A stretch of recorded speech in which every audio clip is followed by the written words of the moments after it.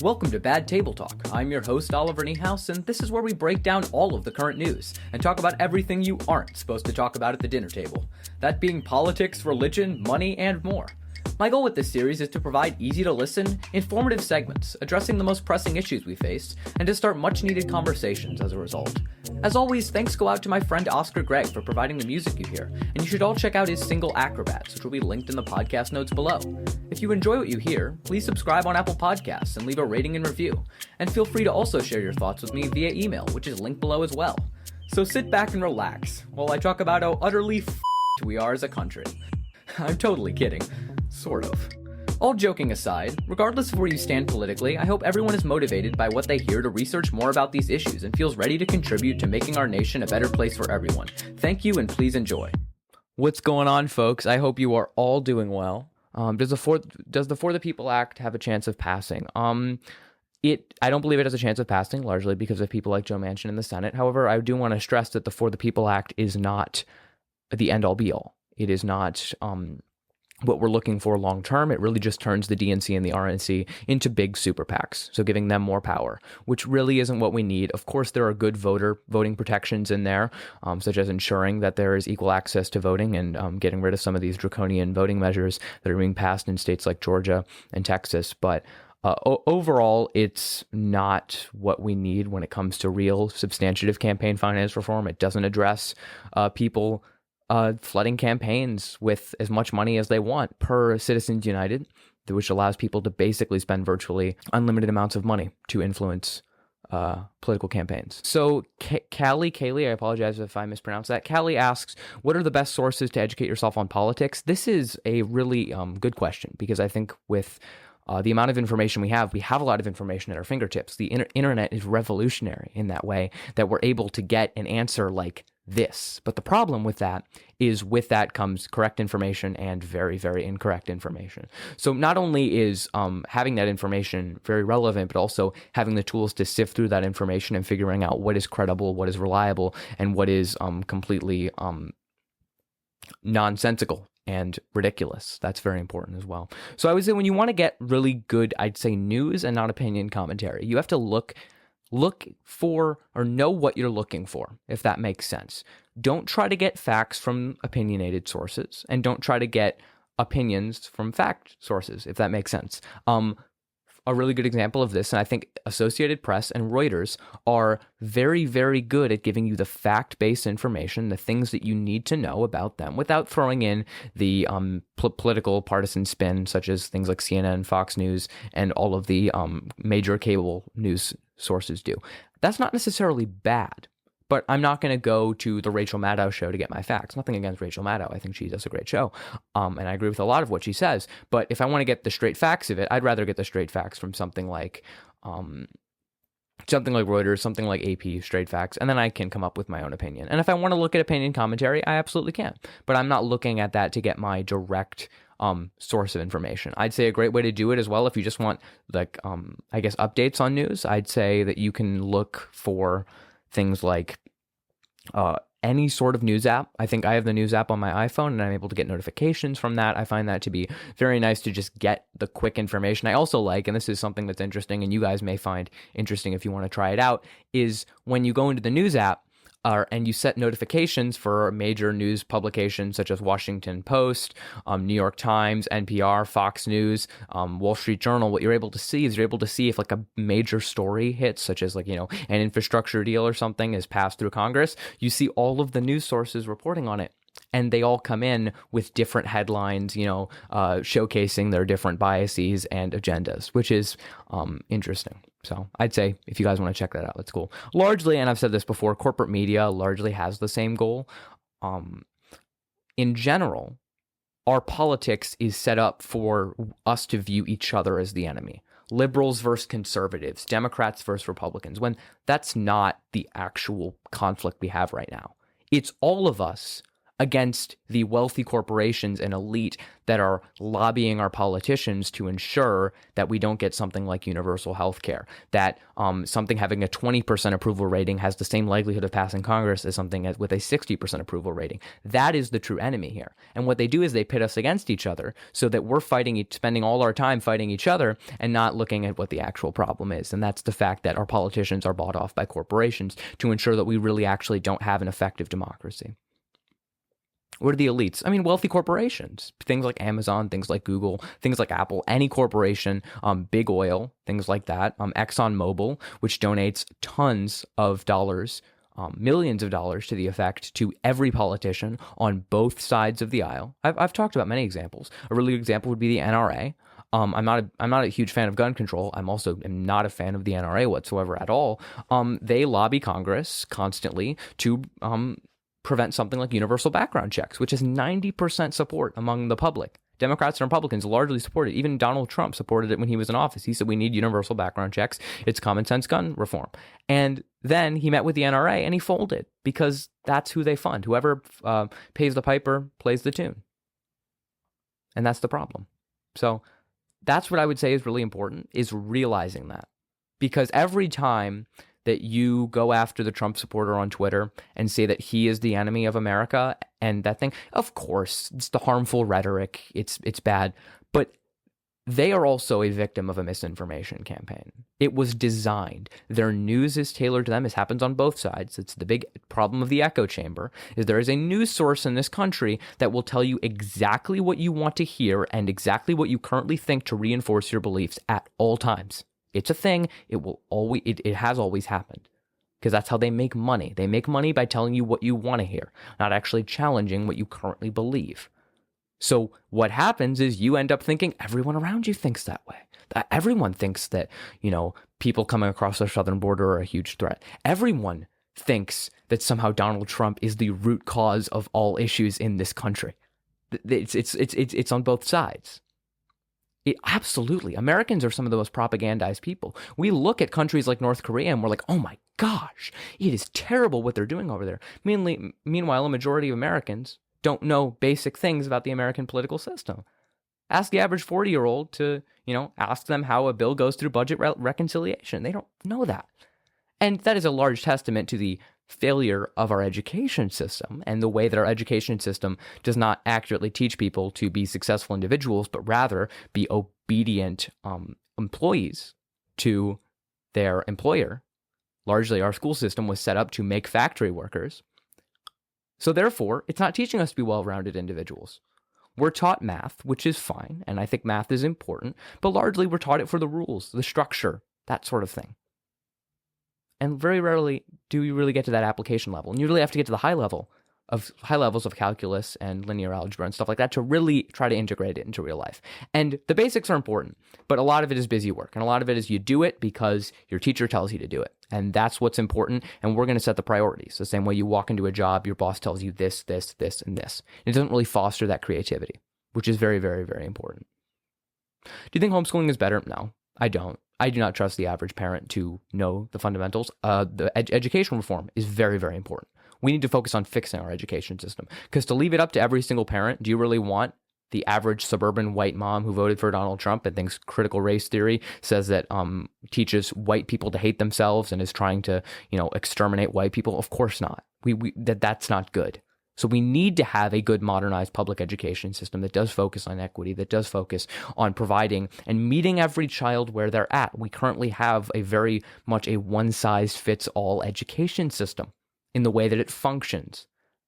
Teachers are often not given the proper resources to meet every kid where they're at. And that's a big problem, is when you're teaching 25, 30, depending on how big classes are, the same thing, they're not all going to get it right away.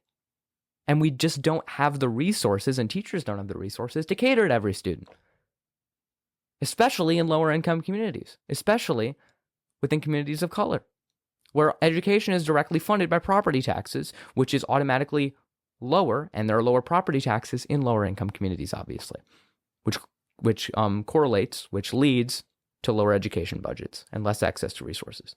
So that's a big problem, and that's something that needs to be addressed. We're not going to shift. We don't solve systemic issues by placing the burden onto individuals. You educate your child. You do this. The public education system is not good enough. Therefore, it's your responsibility to teach your children. Obviously, it is. Obviously, it's very important for people to educate their children, but we can't as a nation rely on that. We can't rely on the integrity and ability of parents to teach their children things like math, the basic math that you need to know, basic reading, stuff like that. That's important, but that's the job of educators. Now, I think you also forget that those parents come from the education system. So it's this cycle. It's this whole idea of conservatives like to talk about personal responsibility is really important. Stop blaming, environment, stop blaming lack of access to resources. These people just need to do the right thing. Where do they learn that? There's two places that people learn that. It's either largely in the home and also through our education system. So if both of those institutions are fundamentally fractured and broken in low-income communities, predominantly those of color, where are you expecting them to get it? It's a paradox. They can't. So we need to better fund our education systems so that it's the whole chicken and the egg argument. You have to fix both, but what are you going to focus on? We need to restabilize the home, and a lot of that comes down to socioeconomics. But also a lot of it is improving our education system so that people out of high school are able to go, hopefully, a free public college, a free tuition-free university, and able to get into the workforce. So that's kind of where I view that question. I know we covered a lot of things there, but I hope we started off on the best sources to educate yourself on politics and then got into how we need to reform the education system. But that's how this works. Everything is so interconnected.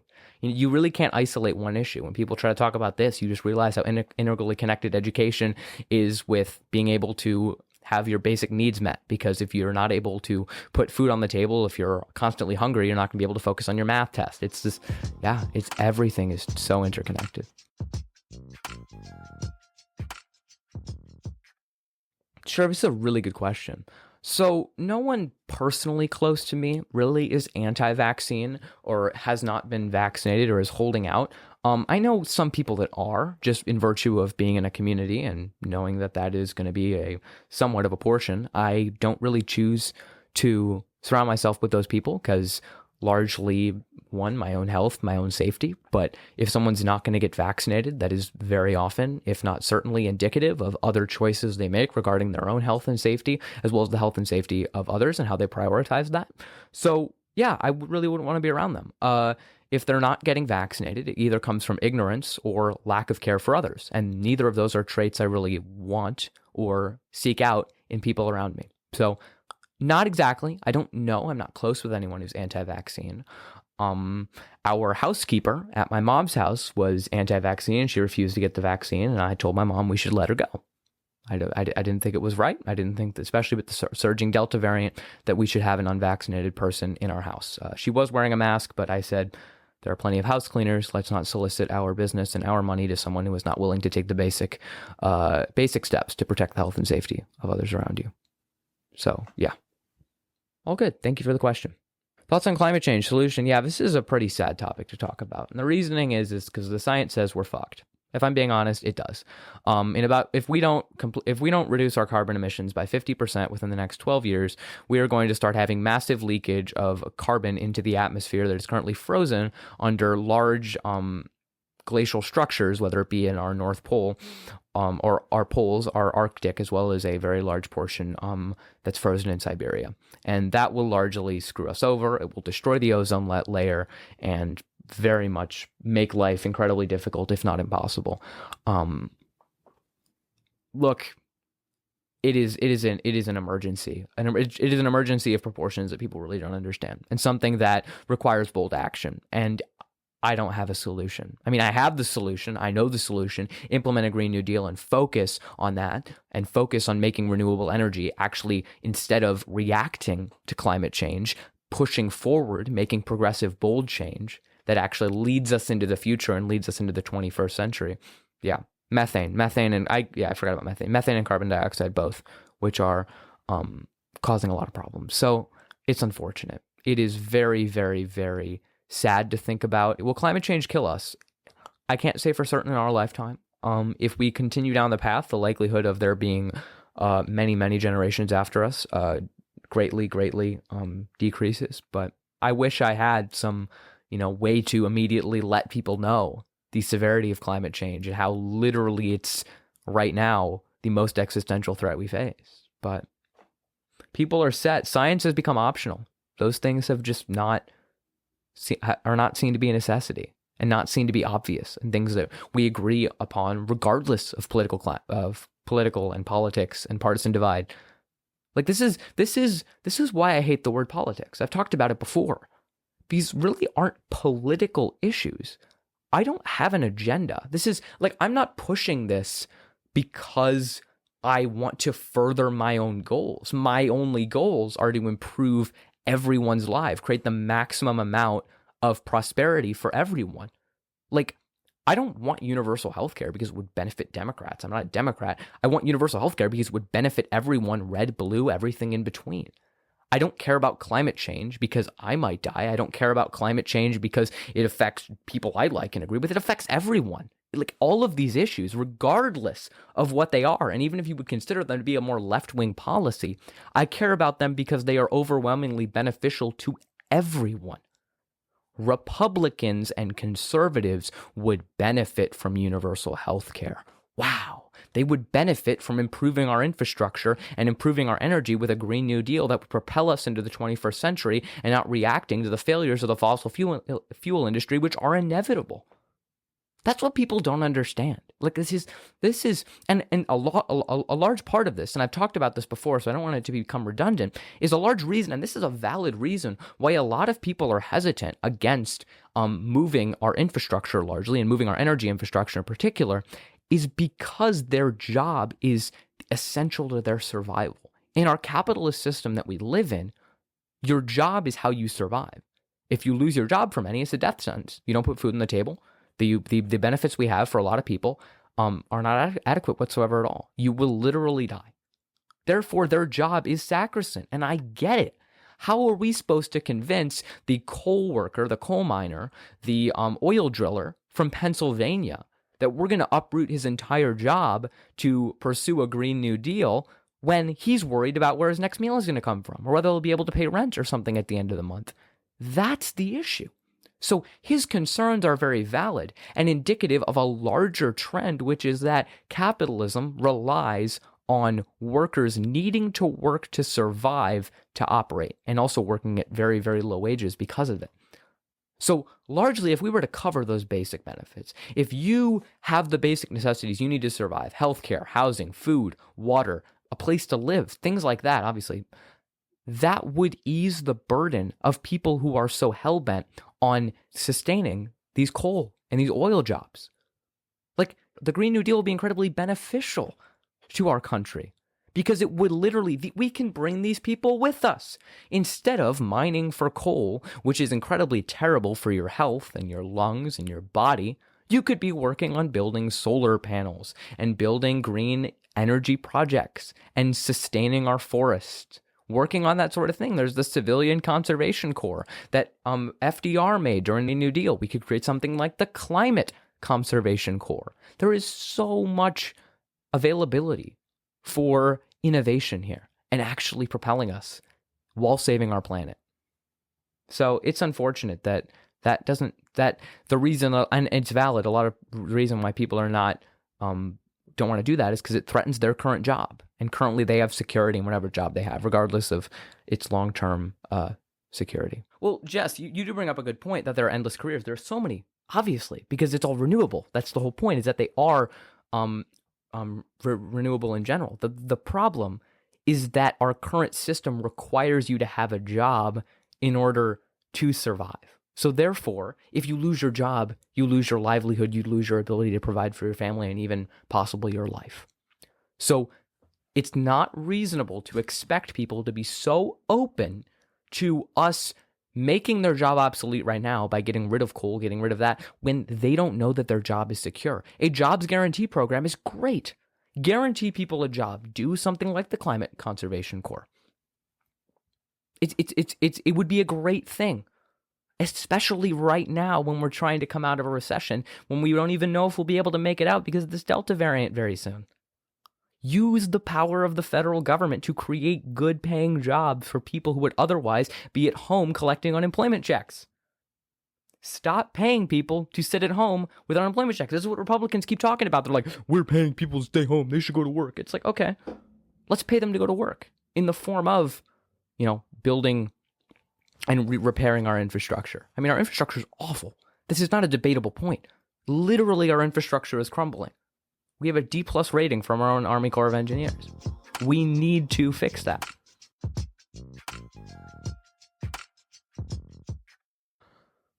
Do you think the lawsuit against Abbott's abortion ban will go through? Largely, yes.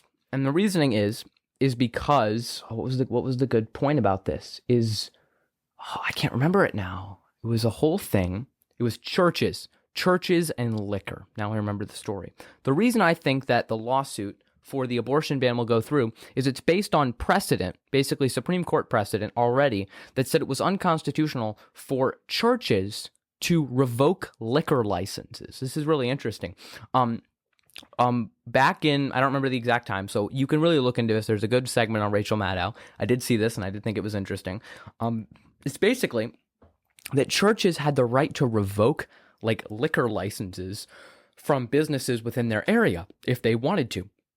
For a long period of time, this was just standard practice. If the church didn't want a liquor store around them, people would be able to revoke that license from the church. And the Supreme Court ruled that it is unconstitutional because it has a private entity that is usually enforcing governmental practices, which is exactly what this Texas abortion law is. It is taking the power of the government, which is to enforce laws, and placing it into the hands of private citizens, which has already been ruled unconstitutional under this liquor standard, this liquor license standard. So I'm hopeful that precedent will stand up. Now, of course, we have a Supreme Court that is grossly authoritarian and grossly partisan and grossly conservative to the point at which I don't think they will really care. But there's always hope.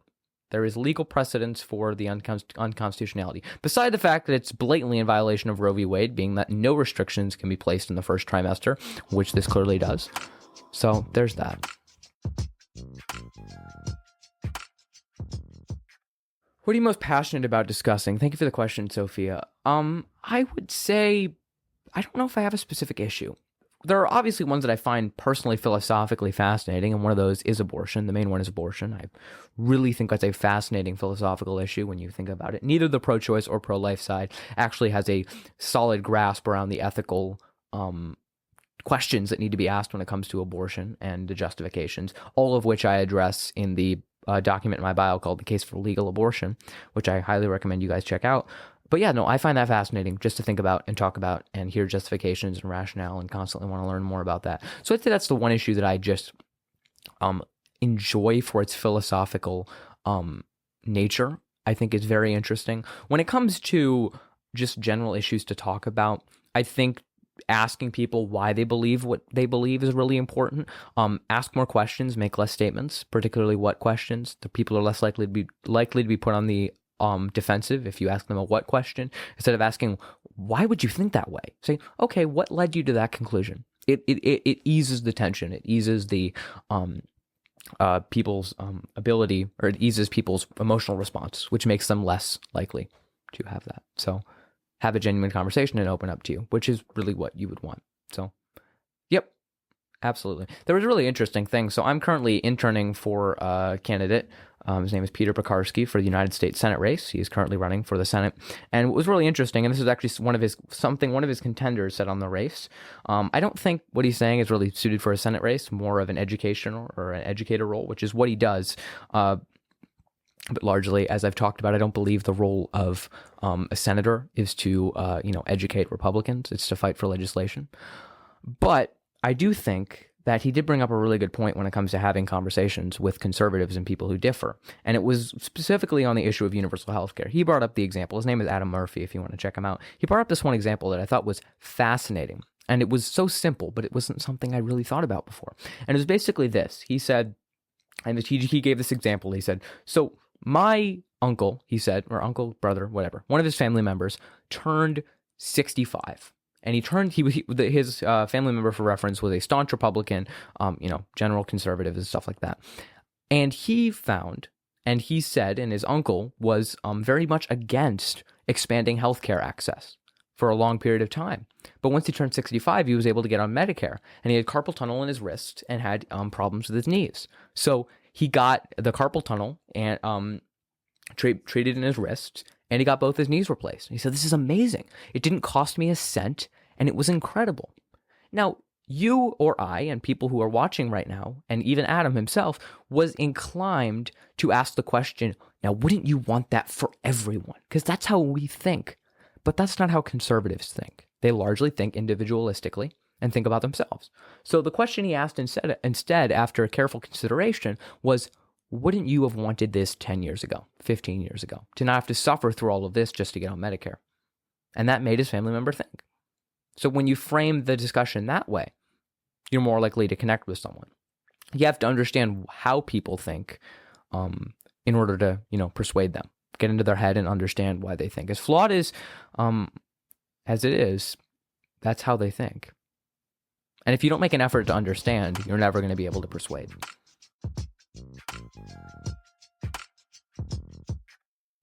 Yeah, so this is a good question. How do you feel about vaccine mandates, what Biden is proposing? I'm generally not a huge fan of government-enforced mandates on private businesses when it comes to that sort of thing. I think if the federal government wants to require it for federal employees, that's fine. They work for the government. I'm fine if they want to require it for TSA. They literally require you to take off all your clothes at the checkpoint. That's a joke, obviously. But yes, they do a lot of rigid security to suggest that somehow to fly on an airplane, a vaccine is a violation, requiring a vaccine, but yet requiring you to take off your belt, take off your shoes, put all of your luggage through a detector is not somehow a violation, is completely ridiculous. You'd give up every single right in the Fourth Amendment to fly. Yeah, that's not the case. So that's fine. I don't know how I feel about it when it comes to corporations above 100 people. I'm going to be honest here. Is it objectively a good thing as a result for as many people to be vaccinated as possible? Absolutely.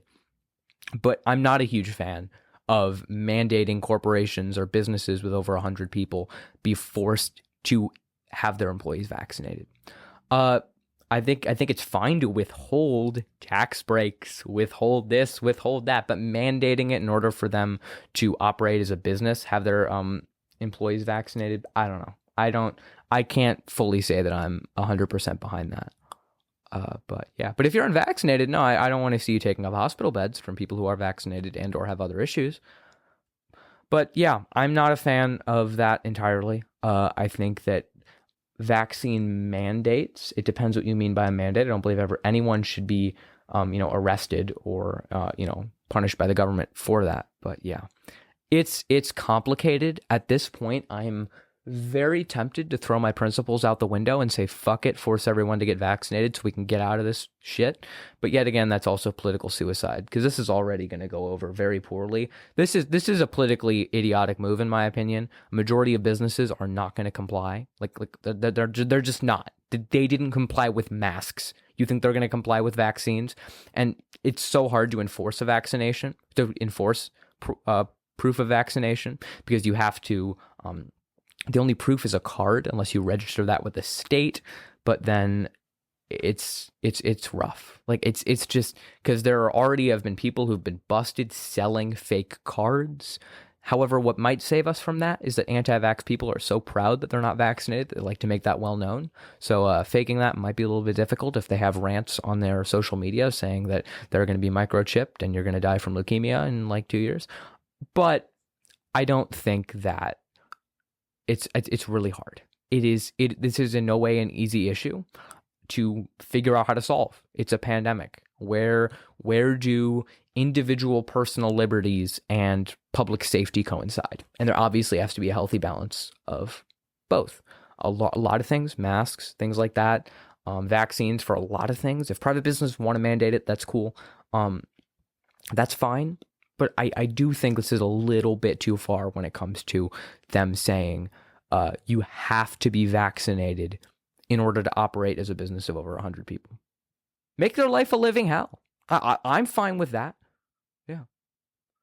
Yeah, the mom and dad, there was a whole thing with that. I'm fine with the government making your life a living hell when it comes to, whether or not you have to have tested to go on an airplane or not be able to even travel.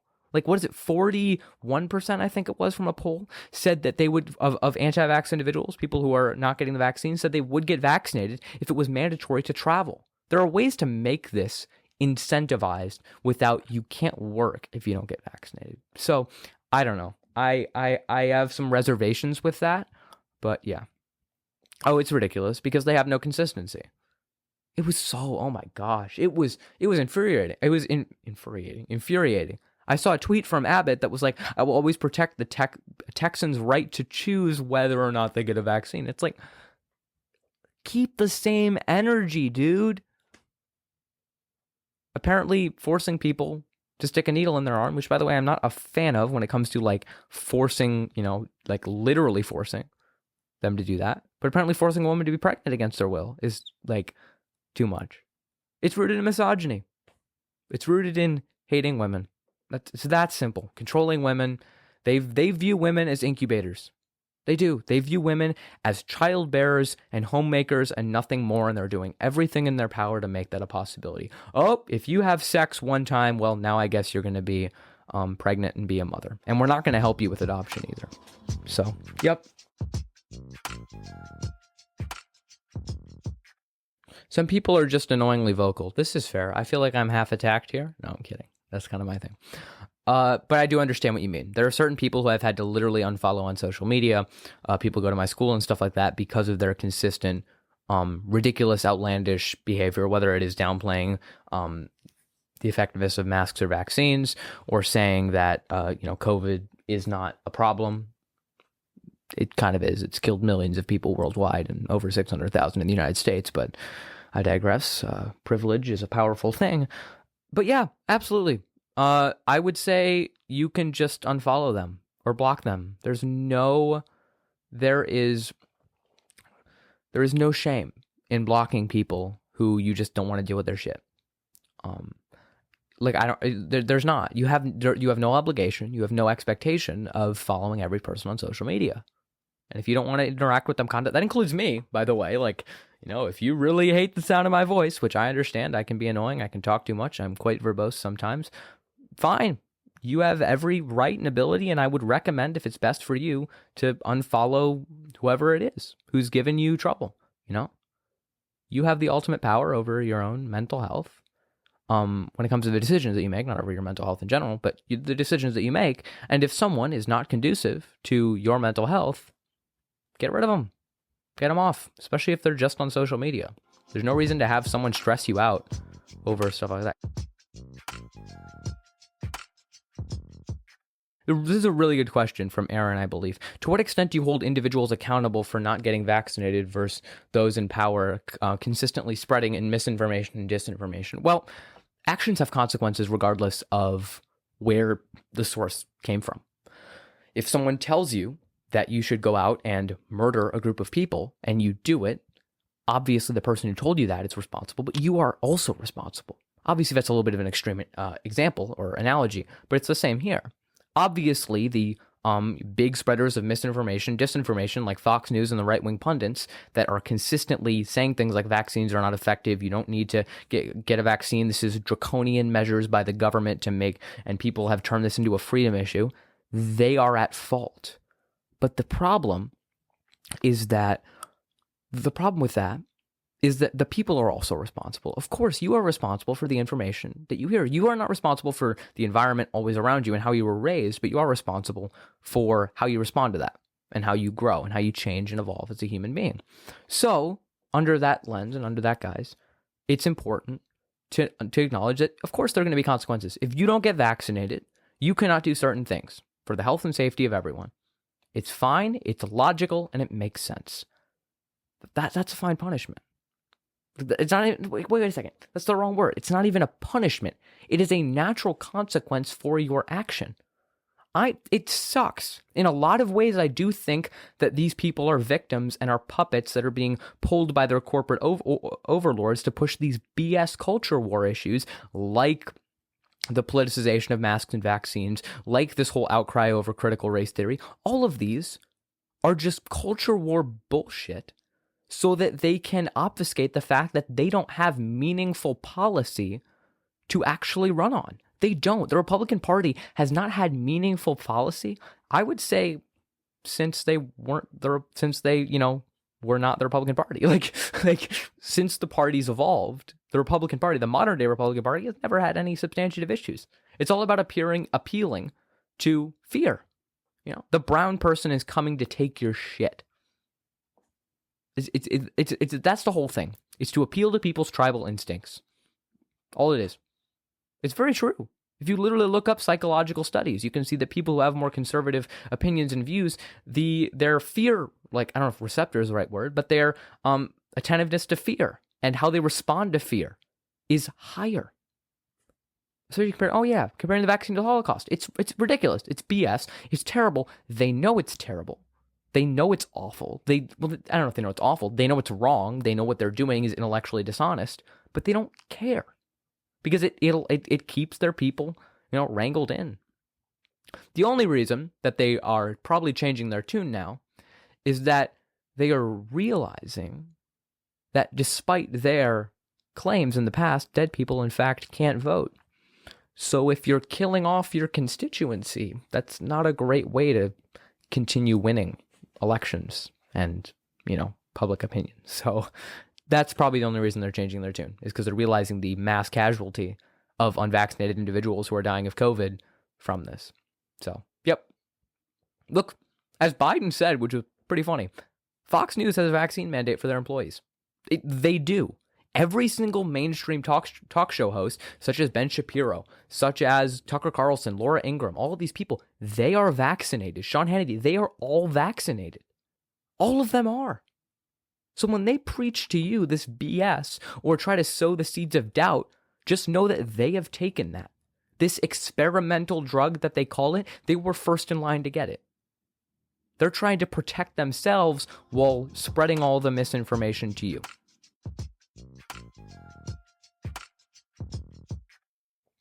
Who is the worst conservative pundit in your opinion? This is a hard question. Well, largely I think it would be like current, like past or like present. Because past I would say Rush Limbaugh, largely because he had the largest listener base. He had consistently, I think, over 15 million weekly listeners. That is a large microphone to be spreading that stuff. He said things such as gay men getting AIDS and dying is punishment for them being homosexuals. He went on air and said that Martin Luther King Jr., the man who killed Martin Luther King Jr. should be given a Medal of Honor. So kind of went mask off totally with that. And he would read off the names of gay men who died of HIV on his show and would laugh at them. This dude is he was awful. He was the devil incarnate. So when he died, I laughed, I celebrated, and I gladly said the world was a better place. Anyone who said you shouldn't celebrate people's deaths is lying to you. They are. I'm sorry. If Rush Limbaugh died, I'm gonna laugh in his fucking face. He was a piece of garbage of a human being. For the 15 million people, he is undoubtedly responsible, I guarantee, for at least hundreds, if not thousands and more, of gay children getting kicked out of their homes because their parents listened to his show weekly and were spoon-fed homophobia and terrible things, saying that it's a choice, saying that they are somehow disease spreaders of HIV, largely because they weren't able to be treated. So, yes, Rush Limbaugh is a piece of shit, and I will call him that, and I hope he rots in hell for the damage he did. There have been people who have come out and talked about how their parents kicked them out for being gay, and they were large listeners of Rush Limbaugh's show. So, yep, I would say of all time, he's probably the worst. Currently, that's a hard one because they kind of all have the same grift now, and I don't think many of them have a larger megaphone than others. I'm hesitant to say Ben Shapiro, and the reasoning is because I don't think he's as vile as other people, but in many ways, that's the dangerous part. He's not like Rush Limbaugh. He doesn't come out and say that the man who killed MLK should be given a Medal of Honor. Instead, he intellectualizes ignorance. He turns ignorant opinions into sounding like they make sense. He is a master of logical fallacies. He's the master of misrepresenting and conveniently leaving out crucial aspects of positions in order to make his ideas seem to be more palatable and understandable and appealing to his audience, largely. So in that way, I think he's one of the most dangerous, because he's able to sneak in a lot of these secret dog whistles, a lot of the secret, his ulterior motives, which largely I have no doubt that the end goal of Ben Shapiro and the end goal of Rush Limbaugh are one and the same. But if Ben Shapiro were to die today, I couldn't go and pull a quote of him saying that MLK, the killer of MLK, should have been given a Medal of Honor. I would have to do an in-depth analysis of not really an in-depth, but I would have to take a quote and explain how it's secretly trying to integrate already previously held bigoted opinions in people and reinforcing them to believe something like systemic racism doesn't exist, or somehow that George Floyd deserved what came to him because he was not immediately doing exactly what the police told him at the moment. Like, things like that are incredibly dangerous because it allows them to slip under the eye of people, and it allows people to think that they're smart. Ben Shapiro is the living example. No, he's not the example of the Dunning-Kruger effect, because Ben Shapiro is incredibly smart. I'm the first one to say that. He's so smart that he knows how to manipulate his audience and use logical fallacies to make his point and make his argument. I'm thinking about doing a TikTok, and you guys can give me your opinion on this. What it would actually be, and I think would be really interesting, is this might be, I can't post on 9/11, which sucks, because this would be the perfect time to post it. Maybe I'll post it on my Instagram, I don't know. But it would basically be, if we treated a 9/11 victim like they treated George Floyd. Just think about that. Like, let's say that someone died in 9/11, and they were having a funeral, and they were talking about how great of a guy he was, and I just walked up in there, and I'm like, didn't he, rob a bank? Let's say that this dude, when he was 21, got into blah, blah, blah, blah, blah, and, robbed a bank, and did that. Let's even say he held a pregnant woman at gunpoint, for sake of clarity here, and he died in 9/11. And I'm just saying, why are we memorializing a hero? Why are we celebrating a hero? This dude was a criminal. Forget the fact that he has a family and kids and all of that, and that is in no way related to him dying in a terrorist attack. God, I think that would strike home. It would piss them the fuck off because they know I'm right, and they would go to the media, this is so disrespectful to the people who died on 9/11, you're using it, whatever, fuck them. But I think it would be, it is a perfect example. Or the military in general. What if for the 13 service members, I fucking looked through every database of shit they did? I guarantee I can find speeding tickets. I guarantee I can find probably even drug possession, shit like that, from those service members. I guarantee I could do it. I'm not, because it's not relevant, and it's not in any way relevant. But imagine how batshit crazy they would go if I started saying, why are you guys celebrating this guy, this service member, who was a drug addict? Imagine that. They would lose their fucking shit, because they know deep down in their hearts that what someone did in their past is not relevant to if they die to something totally unrelated. But they're just doing it to try to smear black people.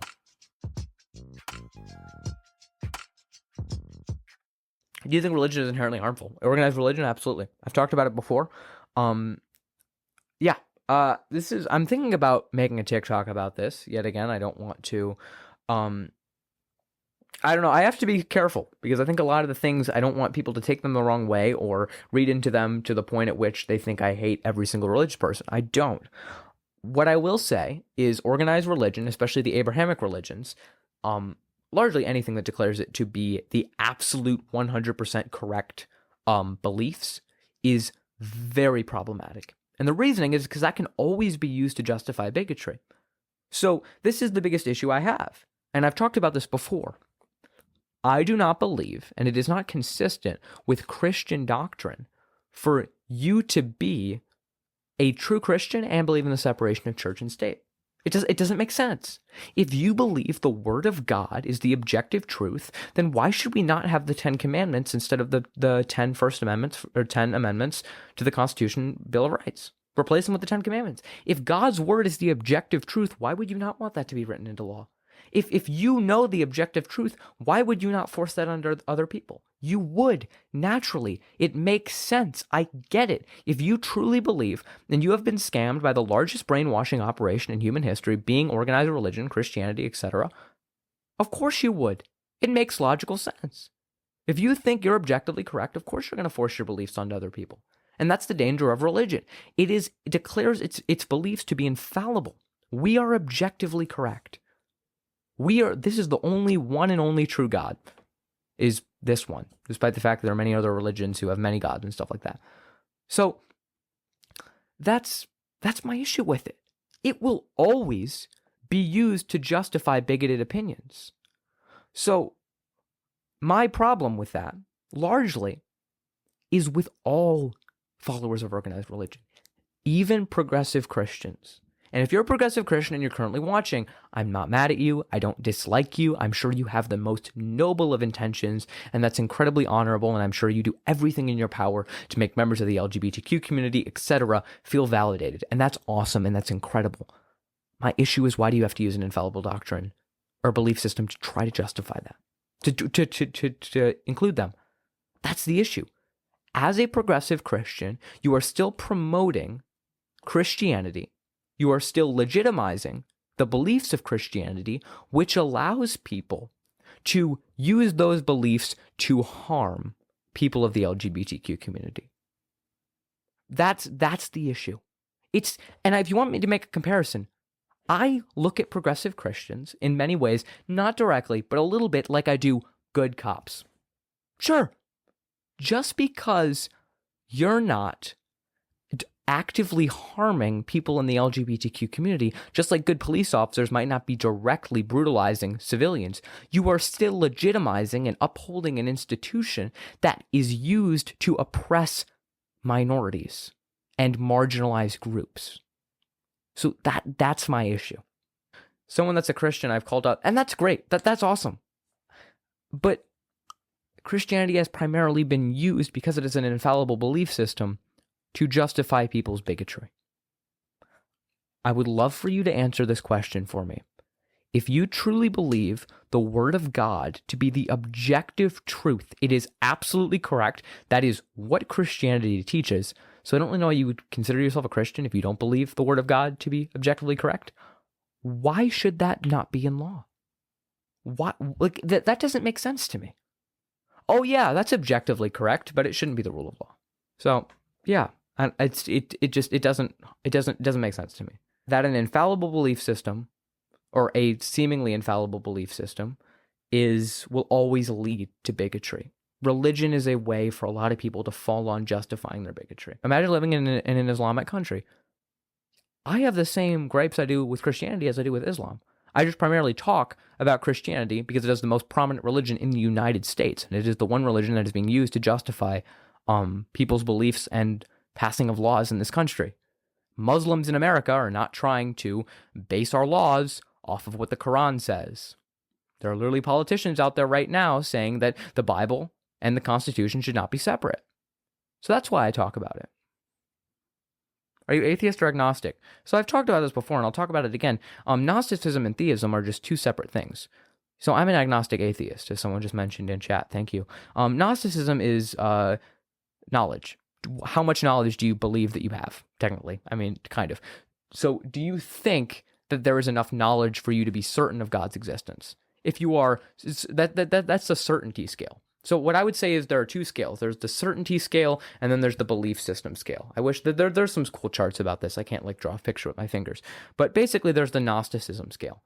So either you believe you are Gnostic. Do you think that there's enough certainty to know whether or not God exists? Or to know of knowledge. So there's Gnosticism. Yes, I think there's enough knowledge, or I claim to have knowledge, or no, there's not enough knowledge. And then there's a theism scale, which is belief in God. So I'm an agnostic atheist, meaning I don't have I don't know. I don't have certainty of whether or not God exists. I don't really believe anyone can. Obviously, there are going to be fundamentalists and anti-theists who claim that they have enough evidence to prove in favor or against God's existence, both of which I think are futile and equally as dumb. But yeah, so I'm agnostic. I don't claim to have knowledge, but I'm also an atheist. I don't believe that God exists. From what I've seen, from what has been presented to me, from what arguments that have been presented, I don't believe God exists. People who claim to know for certain whether or not God exists, it's like, who do you think you are? Like, you weren't alive. Like, it's not possible. Like, regardless, even for anti-theists who vehemently claim they know that God doesn't exist, it's like, there is not conclusive evidence to prove for or against God's existence. Therefore, I'm not going to believe he exists until sufficient evidence is provided. An all-loving God is going to send you to hell if you don't believe in him. Makes sense. Oh, it's so funny they think Jesus was white. It is hilarious. Of course, the dude out in the Middle East definitely was the only white guy. Maybe that was why they all came to see him. They're like, who the fuck is white baby?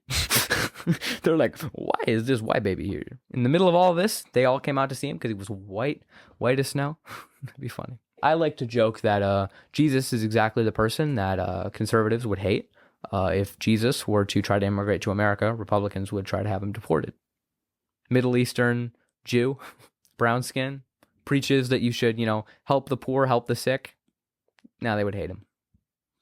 They would hate him. Religion is designed to do that, to push agendas. Religion was born out of justifying people's beliefs, out of powerful people justifying their power. The idea that Jesus, the actual Jesus, would have been a conservative is ridiculous. What I will say, though, and a lot of people do say this, the Bible caters to the poor man. The phrase of, it is harder for a camel to go through the eye of a needle, or something like that.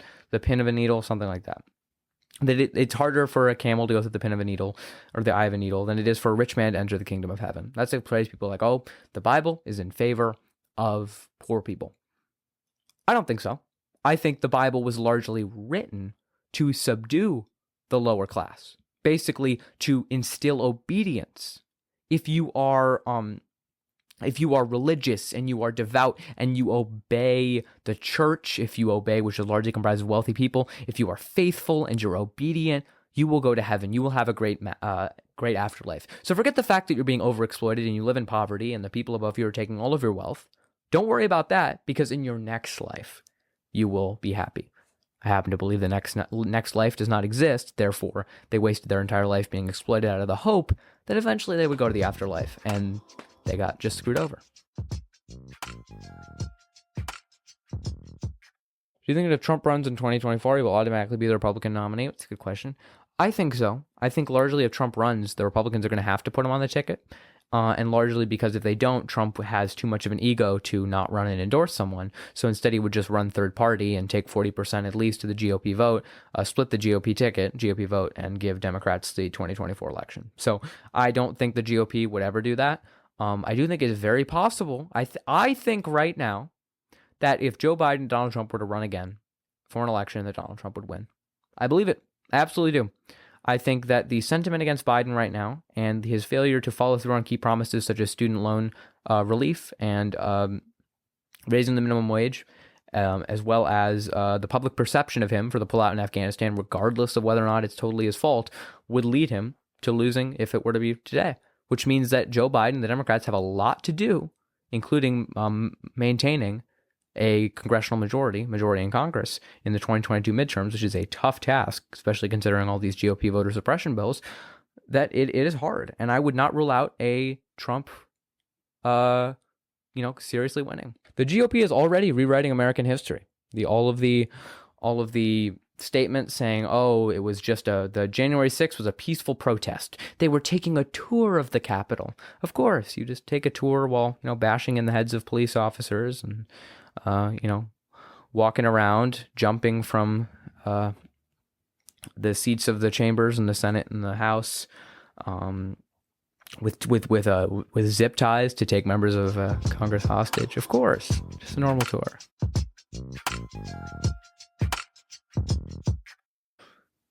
Would you ever consider going into a political debate with Candace Owens? That would be amazing. It would be. I would constantly be explaining myself because she would keep strawmanning me and thinking that what I'm saying is not actually what I'm saying. So that would be awesome. That would be great. I would love to do it. Candace Owens, I do believe, is doing it all for a grift. I don't actually think she believes what she's saying. I don't.